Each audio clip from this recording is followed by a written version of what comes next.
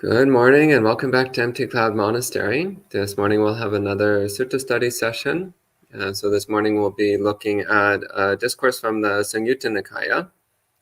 So this is the Bhadraka Sutta, which is Samyutta Nikaya chapter 42, sutta number 11. So this is from the Gamini Samyutta, so a series of discourses given to villagers, in particular the village headmen. So I guess you might call them the mayors or the first citizens of various villages and towns. And this particular discourse is to a village headsman or town mayor or whatever you want to call it, named Gamini. Named Bhadraka. Gamini means a village headman. So named Bhadraka. So I'll go ahead and read through the sutta in Pali and give some translation and explanation as we go along, and then I'll take any questions that you might have at the end. So please feel free to type in questions at any time. So we can start by paying homage to the Buddha. Namo tassa bhagavato arahato samma sambuddhassa. Namo tassa bhagavato arahato samma sambuddhassa. Namo tassa bhagavato arahato samma sambuddhassa. Buddhang dhammang sanghang namasami. So once again, this is Samyutta Nikaya 42.11, the Bhadraka Sutta. And so the sutta begins. Ekang samayang bhagava malle suviharati urvela kapang nama mallanang nigamo. So on this occasion, the Buddha was living among the Malans, so the Mala people, which was one of the many small nations or ethnic groups in northern India at the time. And he was living at one of the Malan towns named Uruvelakapa. And it says, Atako Bhadraka Gamini Yena Bhagavaten Upasankami, Upasankamitra Bhagavantang Abhivadetra Ekamantang Nisidi. So on this occasion, the village headman named Bhadraka approached the Buddha, paid respects to him, and sat to one side. So this indicates that Bhadraka was already a Buddhist, by the way. So the way that people approach the Buddha, the way that they greet the Buddha, indicates what their current relationship with Buddhism is. So in the suttas, you'll see different attitudes, different responses when people approach the Buddha.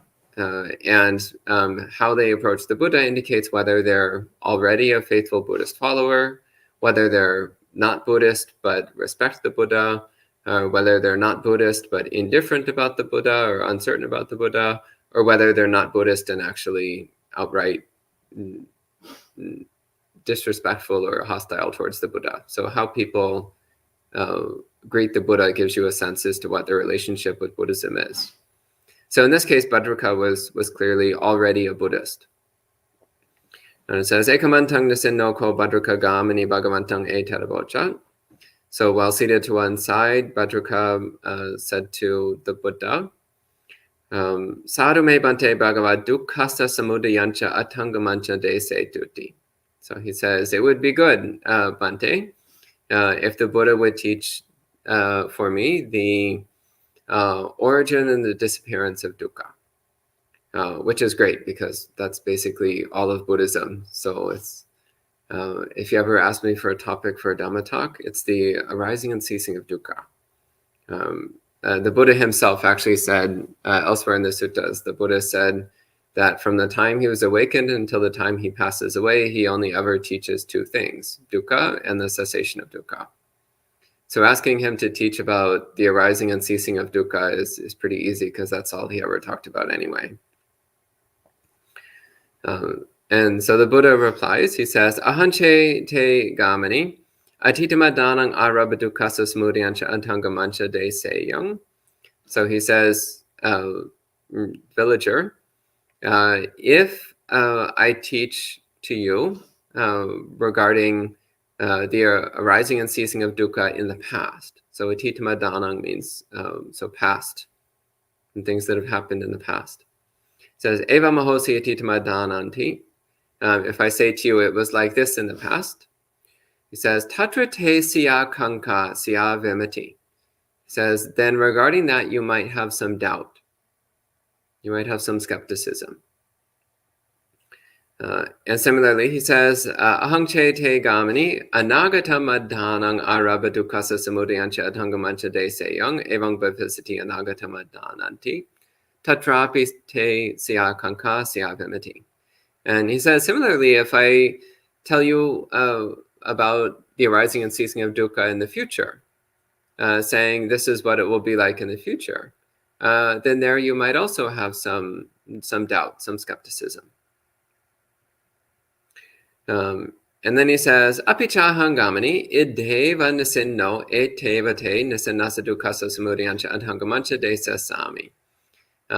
So he says, perhaps then, right where you're seated now, I will teach you the arising and ceasing of dukkha, right where you're sitting.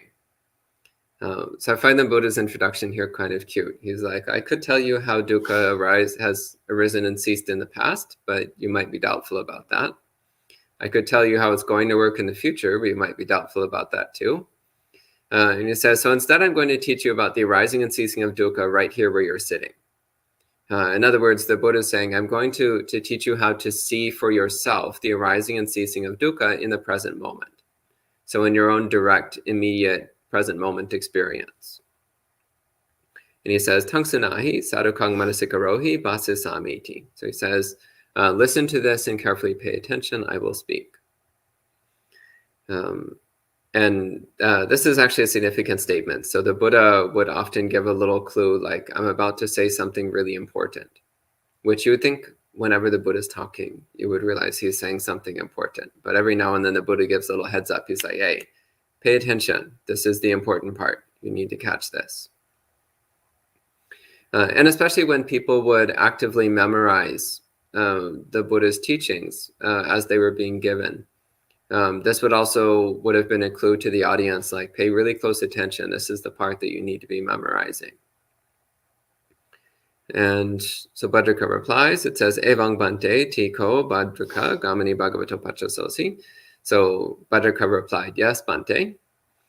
Bhagavate Terabocha. So the Buddha said, Tung King Manyasi Gamani says, what do you think, villager? Atite Urvela Kappe Manusa. So are there people in Urvela Kappa, so in this town here? Are there people in this town? Ye Sangte Vadenava Bandanenava Janiava Garhayava Upajayung Sokapari Deva Dukadomana Supayasa. Says, is there anyone in this town who, if they were executed, or if they were imprisoned, or if they were fined, or if they were censured. So this is a standard list of 4 kinds of legal punishment that might happen if somebody breaks a law or does something offensive to the government. Then these are 4 possible punishments. And it's interesting that they're given in order of severity, starting from the most severe. So in English, I think we would normally put it the other way around. We would normally say, like, oh, you might be criticized, or you might be fined, or you might be imprisoned, or you might even be executed. But in Pali, they actually start with the most severe one and then work down to the most minor one. But he's saying, so is there anyone in this town who, if they were punished by the law, so with execution, imprisonment, fines, or criticism, if that happened, would you experience sorrow, grief, pain, depression, despair? Basically, would you be upset about this? Would this be emotionally harmful for you?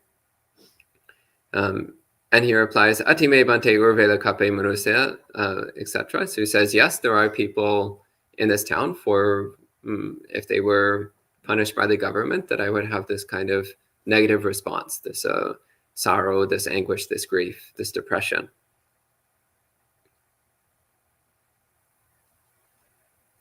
And then he says, Ati panate gamani urvela kape manuse ye sang te vadenava bandanenava jani va garhayava na upajayung sokapari devadukadomana supaya sati. So here he's saying, but is there anyone in this town who, if they were punished by the government, you wouldn't have any sorrow or depression about it?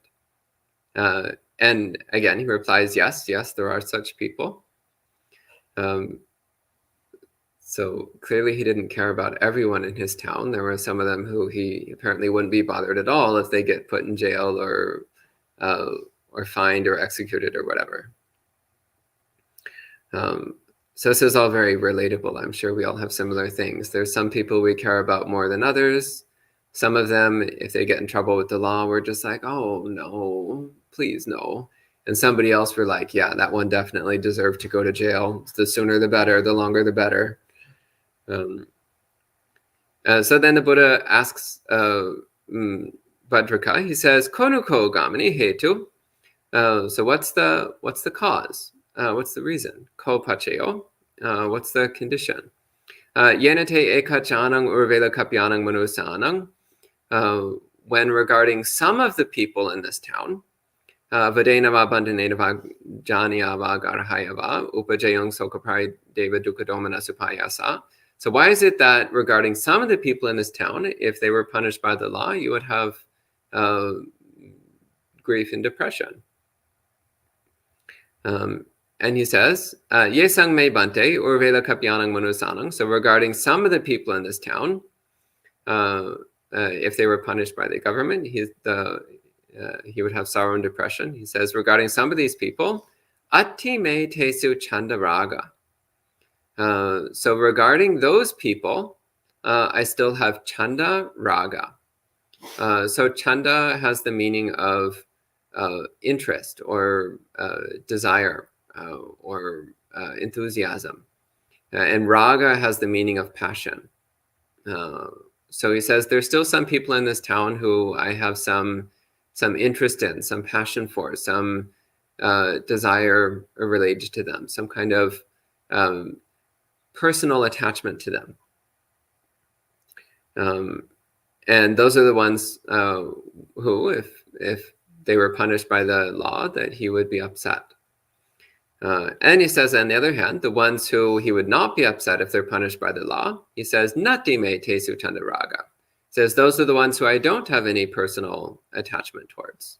I don't have any chanda and raga for them. I don't have any desire or passion or interest in them. And the Buddha says, imina tvang gamani dhammena dittena viditena akalikena patena paryogalhena atitanagate nayang nehi. So he says, villager, based upon this Dhamma, which is seen, which is known, which is timeless, which has been reached and fathomed, based upon this you can infer about the past and the future. So the Buddha is saying, so you can see what's going on right now in the present moment, and based upon what you've seen and understood in the present moment, then you can infer about the past and the future. He says, Yanko kenshi atitama danang dukang upajamanang upaji. So he says, whatever kind of dukkha has arisen in the past, sabangtang chandamulakang chandandanam. All of it was rooted in desire and produced by desire. And the word here is chanda, which normally I translate the word chanda as interest or enthusiasm. But here's a case where the word desire, I think, is actually directly appropriate. It's really the right choice for the word. And the Buddha nails home the point. He says, chando hi mulang dukkasa. Desire is the root of suffering. Desire is the root of dukkha.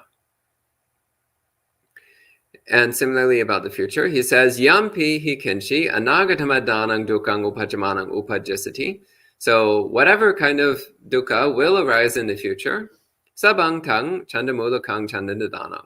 All that is rooted in desire, arises from desire. And again, he says, chandohi mulang dukkasati, because desire is the root of suffering. And the householder replies, Acharyang Bhante, Abhutang Bhante. So he's saying, wonderful Bhante, excellent Bhante, marvelous Bhante. So he's approving. Apparently he was really happy with this Dhamma talk, so he's approving of it.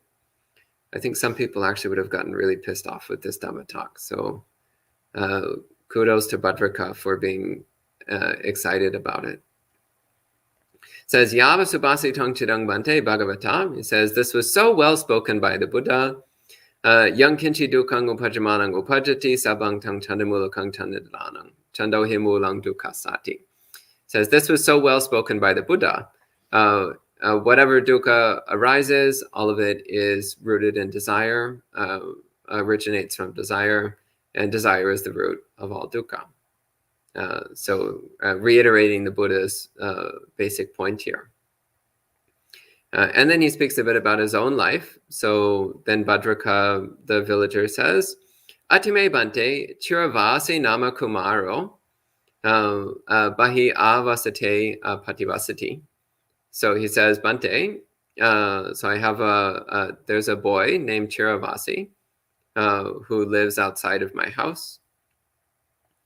And he says, so kwahang Bhante kala sevavotaya apursang uyo jami. So he says, whenever I get up in the morning, I send someone saying, Gacha bane, Chiravasing kumarang janahi. He says, go and understand what's going on with Chiravasi. Like, go check up on that boy, see how he's doing.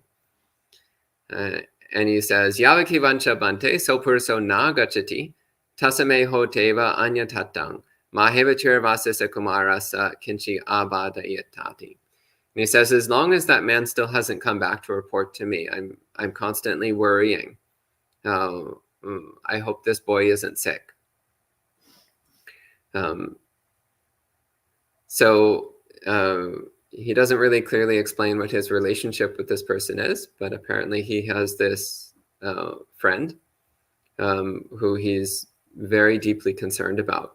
To the point where every morning he sends someone to check on him and make sure that the boy's doing okay. And the Buddha says, Tungking Manyasi Gamini, what do you think, villager? Chiravasisa Kumara Savadenava Bandhanenava Janiava Garahayava Upajayung Sokapari Deva Dukadomana Supayasa. So he says, the Buddha says, if this boy Chiravasi, if he was executed or imprisoned or fined or criticized, would you have some sorrow and grief and depression? And he replies, Chiravasi Same Bhante Kumarasa Vadenava Bandhanenava Janiava Garhayava Jivatasapi Siya Anyatatang. He says, if this happened to Chiravasi, then my life would be radically altered. So this word anyatatang, it literally just means altered or changed. But in the suttas, it has it has the meaning of like a dramatic or catastrophic change. He says, King Pana me na upajisanti sokapari deva dukkha domana supayasa. He says, how could there not be sorrow and depression arising for me? And the Buddha continues, so then reiterating the point, he says, Imana piko etang gamini prayayena vedi tabang. So he says, in this way, one is to understand. Yang kenchi dukang upajamanang upajati, sabang tang chandamulakang chandandanang chandohi mulang dukkasati. Says, so in this way, one is to understand any dukkha that arises with desire as its root, desire as its origin, because desire is the root of all dukkha. So again, pointing to a specific example, how Bhadraka's attachment to this one person was then the basis for his suffering. Because depending upon what happens with that person, then Bhadraka is either happy or depressed. It's all so his happiness is not unconditional, it's conditional. It depends upon what happens to this other person in his life. And then he continues, Tanking manyasi gamani, yadate chiravasi mata edita hosi asuta hoti, te chiravasa matya chandava ragova pemangvati. And so here he says, and here we start to get a little more of a sense about what his relationship with Chiravasi is. So he says, villager, what do you think? When you had never seen Chiravasi's mother, never heard of her, did you have any interest or passion or affection for her? So here we're starting to get the sense that maybe Chiravasi is actually Bhadraka's son. But not completely clear. This would be an inference. And he says, no he tang Bhante, certainly not. So if he says, before and if I'd never met this woman, so the mother of Chiravasi, if I'd never met her, then I wouldn't have had any desire and affection for her. I had no desire and affection before I met her. And the Buddha then says, Dasanangva te gamani, agama savanangva evang te ahosi, Chiravasa matya chandova ragova pemangvati. So he says, but once you had seen her and heard her, then did you have interest and passion and affection for her? And he says, yes, Bhante. And he says, Tanking manyasi gamani, Chiravasi matya, te vadenava bandhanenava janyava garhayava upajayung sokaparideva dukadomana supayasa. So he says, so if Chiravasi's mother was punished by the law, so again, execution, imprisonment, fining, or criticism, would you be upset? And he replies, yes, absolutely. He says, my life would be seriously altered. How could I not have sorrow and depression and so on? Again, the sutta doesn't go into detail. We just know that he cares very deeply about both Chiravasi and Chiravasi's mother, to the point where he would have a lot of suffering, a lot of pain and despair if anything bad happened to either of these two people. And so again, the Buddha emphasizes his point. He says, Imanapi ko etang gamani paryayena veditabang. So he says, in this way, one is able to understand yang kinchi dukkang upajamanang upajati. So whatever dukkha that arises, sabang tang chandamulakang chandidanang, it's all rooted in desire, originates from desire.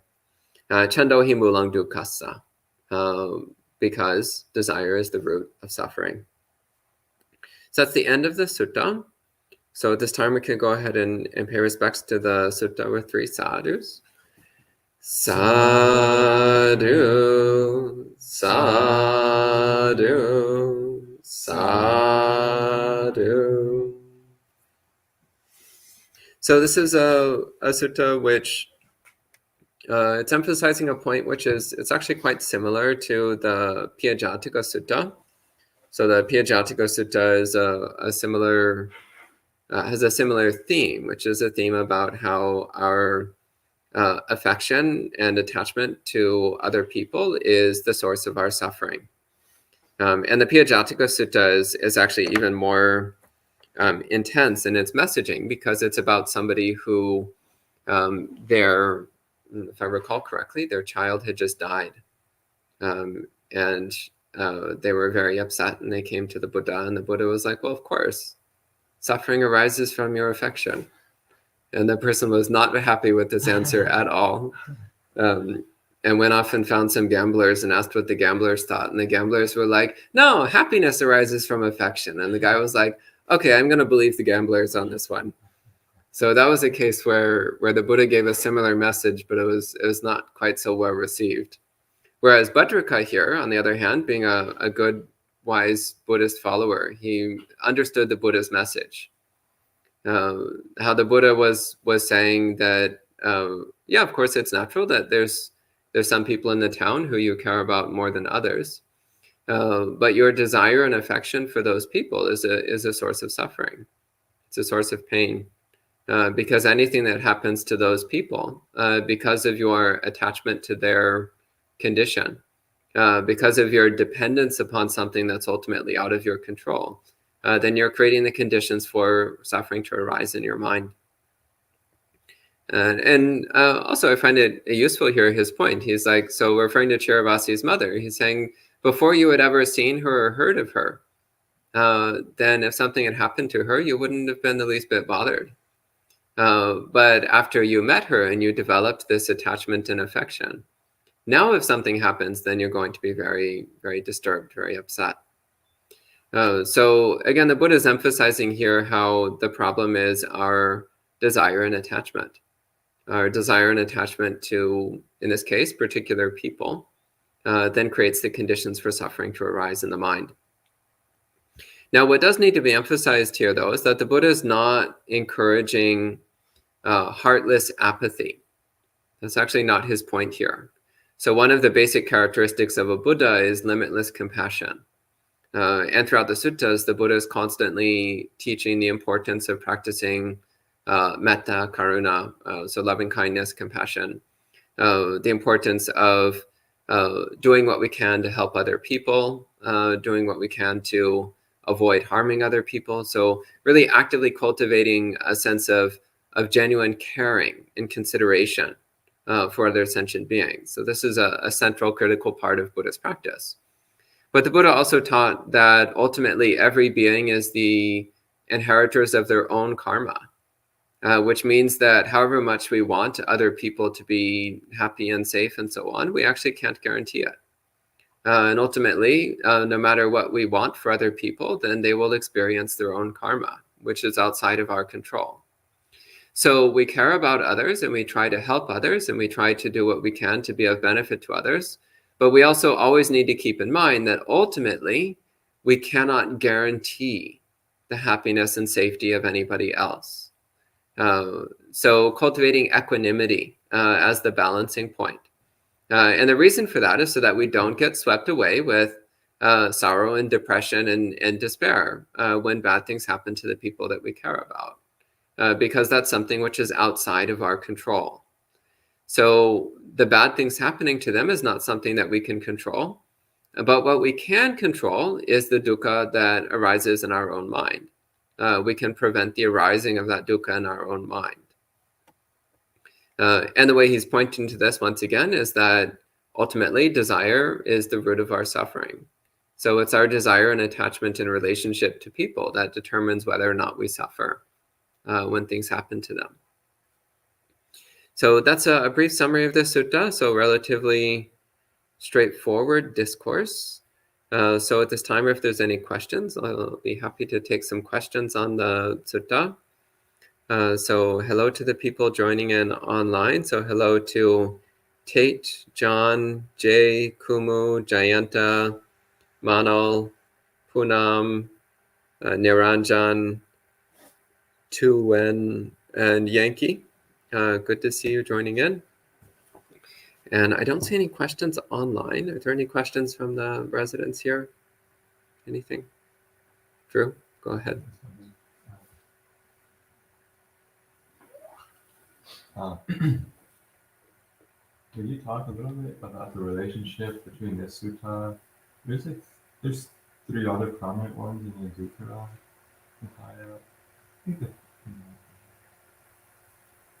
You heard of the 6 unsurpassed things, like unsurpassed seeing, unsurpassed hearing, unsurpassed hearing, unsurpassed training, unsurpassed service, unsurpassed recollection.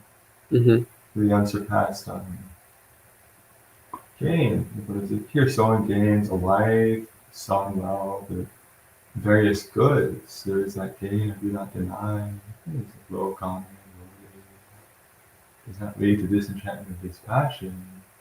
But when one gains, faith in the Buddha, that unsurpassed gain is the purification of being someone that lives in nirvana.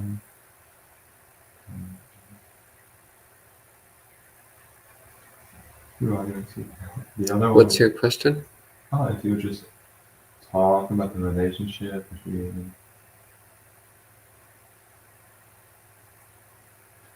what is so if it's practical for someone that's actually, is it not like so much more work engaging our heart in the Dhamma, and sort of staying away from getting attached to all these people. Yeah, so this is, again, it's the thing that, and we have to navigate this also in monastic life, by the way, because also in monastic life, we form relationships with people. But we always need to be very careful to make equanimity the dominant feature of our relationship with other people, because we cannot control other people. So if our happiness of mind or stability of mind depends upon the conditions of other people, then it's unreliable. So whoever there is in our life, so whether it's a friend, or whether it's a child, or whether it's a spouse, or whether it's a monastic companion, or whatever it is, even including our own parents.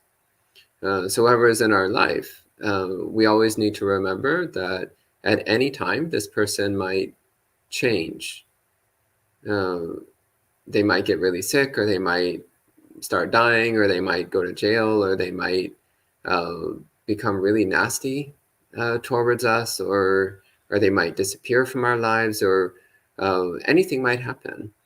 And our mind needs to be okay with that.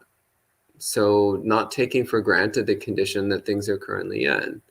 So maybe right now things are great. Like right now you have a friend, and the friend is really delightful person, really nice to be around, great conversations, lots of fun, always kind to you.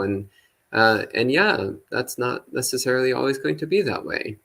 You might wake up tomorrow and find out that they just died. Or you might wake up tomorrow and you look at your phone and you got some nasty text message from them where they say that they hate you and don't want to see you again. And you're like, ouch. Or you might find out that they're cheating on you with your partner, and you're like, ow, double ouch. And so you need to be prepared for these things to happen, because they do happen. This is samsara. Samsara is just one gut punch after another. So we need to be willing to take the punches, but also recognize that this is just the nature of reality. The nature of reality is that there's a sucker punch coming at any time. And if we expect otherwise, then we're going to suffer terribly. But nonetheless, we still care about the people in our lives, because we want everyone to be happy, and we do our best to try to cultivate that kind of wholesome mind which wants beings to be happy. Mm-hmm. But again, that always has to be tempered with this equanimity of at any time things can go sour despite our best efforts, and we need to be okay with that. Mm-hmm. So seeing every single thing in our life as a temporary arrangement. Actually, I know a Zen priest who got tattooed on her wrists like temporary arrangements, which I thought was brilliant. So this constant reminder that whatever current conditions we have, it's just a temporary arrangement. So we can't expect it to last. We can't rely upon it. We need to always treat it as something ephemeral, something ethereal, something which might vanish like the morning dew. It's just there one moment and gone the next. And the mind needs to be trained to remain steady when all the things around us are changing and disappearing or altering in dramatically unpleasant ways. Okay. Yes, that's great. Yeah. Thank you. Anything else? Pretty straightforward discourse. Maybe there's not too much to say about it. I would follow up on what you said. Yeah, go ahead. Great, thank you.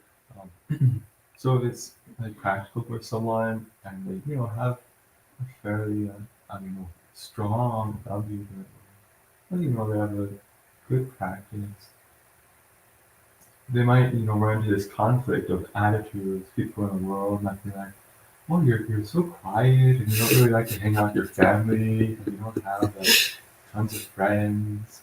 You just like to be alone and go to the temple. Like, why don't we go do all that?" So what is the correct attitude? That's my question. From your experience in monastic life, approaching that conflict, so to say. Well, it's a little bit easier as a monk because, like, as a monk, it's actually totally normal. It's like, I like to spend almost all my time sitting alone in my room. And people are like, well, yeah, you're a monk, of course. Why not? But as a lay person, it can be a little bit harder because other lay people will tend to expect you to act like them. And so it's actually up to you to explain to other people that you have your own way of being happy. And the important thing is that it actually does make you happy. And then it's fine if they want to like do all this social stuff and all that. It's fine for them. That's what they like to do.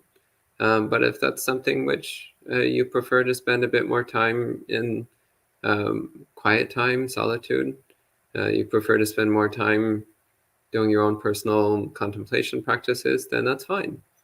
If that's what makes you feel happy and calm, then that's good. And if they have something else that makes them happy, well, then good for them. You're happy that they're happy. And we can have different ways of being happy, and it's okay. It's kind of like one person likes broccoli and the other likes spinach. It's like you're not like, you are inherently wrong. You are evil because you like spinach instead of broccoli. No, it's just like, oh, I'm glad you have something that you enjoy. I also have something I enjoy. It's a little bit different, but we both have things that we like, and that's okay. So I think it's quite unrealistic to expect everybody in the world to be exact copies of each other. I think it's actually normal that there's variety and difference. And I think it's great that there are lay people in the world who want to live a quieter, simpler, more contemplative life. And if that's what they want to do, I say, sadhu, go for it. Not everybody needs to follow a certain set schematic for life. Would you speak briefly about the benefits of following that path? The Buddha said, oh, such and such are the benefits of living more like that. Well, you can see the benefits in your own mind. So the mind is more resilient because it is less dependent upon external conditions. What about the benefit pertaining to future lives? Well, then you're also creating the conditions for the mind to be calm and peaceful under a variety of conditions. So also then in future lives, your mind will already have a certain degree of stability, a certain degree of calm, a certain degree of innate blissfulness. And that comes from equanimity. So equanimity is an extremely refined form of pleasure, an extremely refined form of happiness. So much more delightful, much more delicious than what we normally think of as pleasure. The sort of exciting things like going to the nightclub. It's like, well, is that pleasant? Well, yeah, but it's pleasant in an agitating way. Whereas equanimity, that's a much more refined and peaceful kind of pleasure, a much more profound kind of pleasure. It's interesting. There's a few suttas where the people of other religions are, at a wanderer's park, and they're discussing their religion, their Dhamma, and then they see a prominent lay follower of the Buddha come, and they're like, hey, we need to stop joking around, we need to calm down, because they don't like people who are loud. These disciples of Buddha Gautama are like trained and disciplined and quiet. I think, that has shed insight on me. I mean, for me, that at least during the Buddha's time, the lay people were actually, some of them were pretty good with not engaging in idle chatter. They like to be alone and just reflect on the time.